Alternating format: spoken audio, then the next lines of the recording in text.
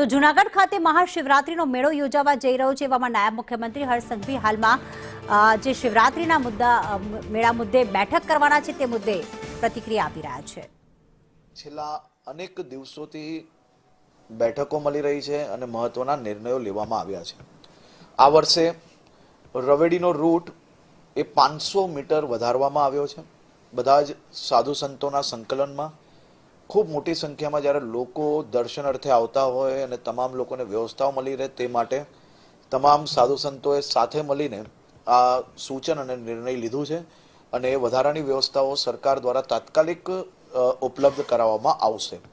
સાથે સાથે દર વર્ષે 1600 જેટલા પોલીસ અધિકારીને જવાનો આ શિવરાત્રીના મેળાની વ્યવસ્થાઓમાં ત્યાં હોય છે। આ વર્ષે 2900થી વધારે પોલીસ બંદોબસ્ત ત્યાં કરવામાં આવશે અને સાથે સાથે આ વર્ષે એક નવો પ્રયાસ જૂનાગઢ પોલીસ દ્વારા કરવામાં આવ્યો છે કે મેળામાં પોલીસ જોડે જોડે લોકલ જે યુવાનો છે એમને જોડીને બી વ્યવસ્થાઓમાં જોડવામાં આવે તો 1000થી વધારે વોલન્ટિયર્સને બી આ વ્યવસ્થાઓની અંદર જોડવામાં આવશે।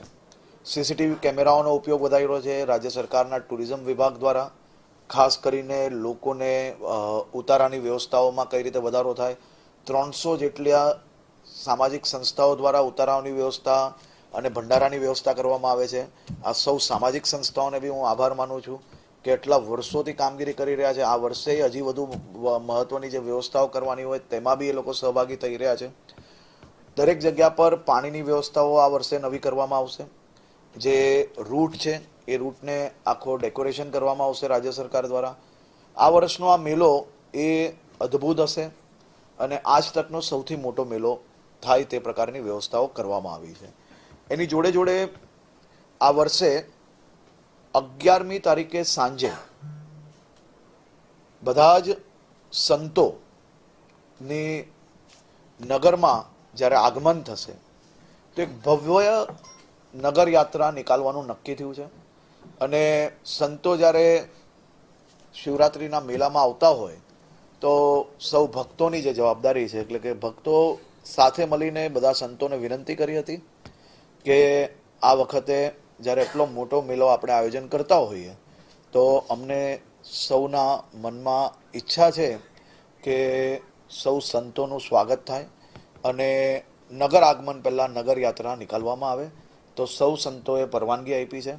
તો 11મી તારીખે હું પોતે બી અને બધા જ અમારા સાથીઓ સાથે મળીને બધા જ સંતોના સ્વાગત માટેની એક ભવ્ય નગર યાત્રાનું આયોજન બી કરવામાં આવ્યું છે।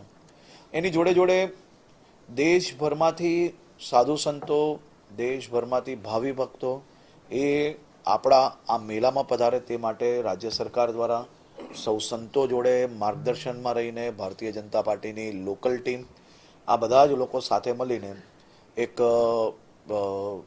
દેશભરમાં સંતોને આમંત્રણ બી આપવાના છે। આ 4-5 દિવસ દરમિયાન સૌ લોકો આ મેળામાં પધારે અને મેળાની તમામ વ્યવસ્થાઓની બેઠક સંકલનની બેઠક આજે કરવામાં આવી હતી। સૌ સંતોના માર્ગદર્શન મળ્યા અને અદ્ભુત રીતે આ મેળો કરવામાં આવશે।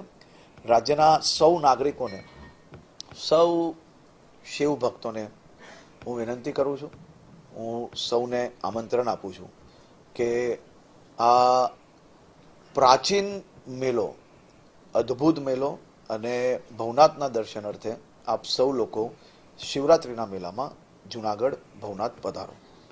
જય ગિરનારી। હવે સૌ સંતોના માર્ગદર્શનમાં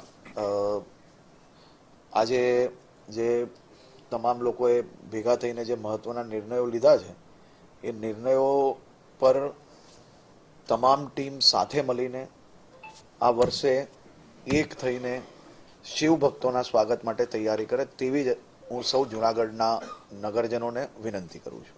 આભાર।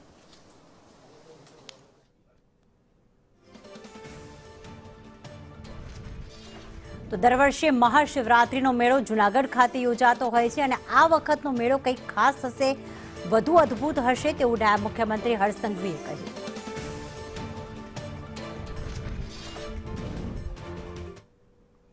તો અન્ય પણ કેટલાક